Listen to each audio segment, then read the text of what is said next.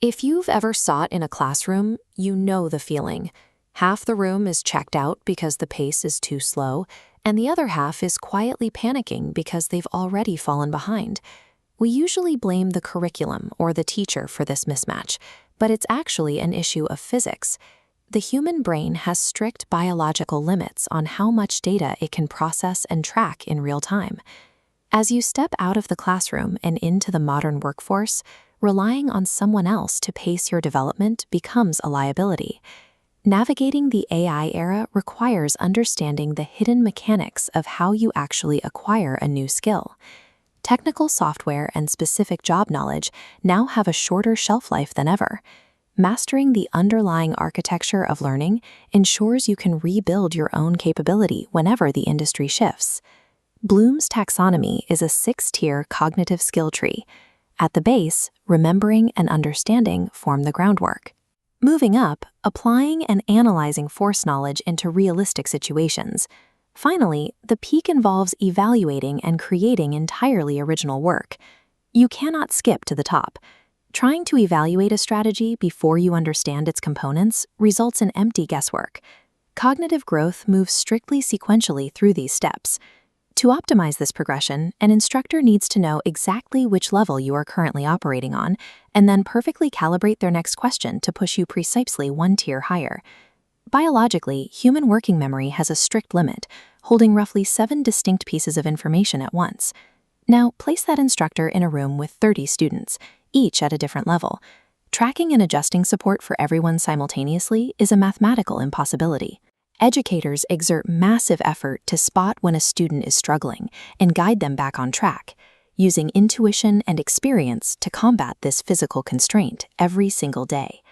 But ultimately, they have to teach to the center average of the room. By necessity, the students at the top are undertaxed, the students at the bottom are overwhelmed, and individual progress hits an invisible ceiling. Entering the professional world means the end of passive instruction. There is no one tracking your progress or adjusting the difficulty curve for you. Let's test where you sit on the skill tree. Imagine you just finished reading a tutorial on how to write a cold outreach sales email. Now a blank draft opens and the timer starts. You can probably recite the exact steps the tutorial laid out, but knowing the definition of a good email simply means you've hit level 2. The moment you attempt to write that message for a specific prospect, you experience friction. The words feel generic. That sensation of struggling to execute is the physical toll of dragging yourself up to level 3. In professional environments, recognizing that gap between knowing a concept and successfully applying it is entirely your responsibility. You have to locate your own friction and drive yourself to the next step. ARIA TEACH L&D operates as a layer of instructional scaffolding, using the user's own friction to determine what happens next. Before explaining a concept, ARIA asks a reflective question to pinpoint your exact level on Bloom's taxonomy. If you demonstrate mastery, it advances you. If it detects struggle, it drops the difficulty, rebuilding your foundation before moving forward. This methodology reflects the concept of a master algorithm, a system capable of refining its own output by observing the learner's specific patterns of struggle. By offloading the tracking of Bloom's levels to a machine, it becomes possible to apply individualized scaffolding to every learner in the room simultaneously. The tools for rapid professional development exist, but you are the one operating the machinery. This matrix outlines the path forward.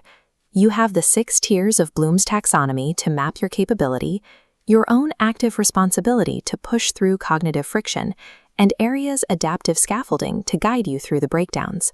Stop waiting for an instructor to tell you what to memorize next. Take hold of the framework.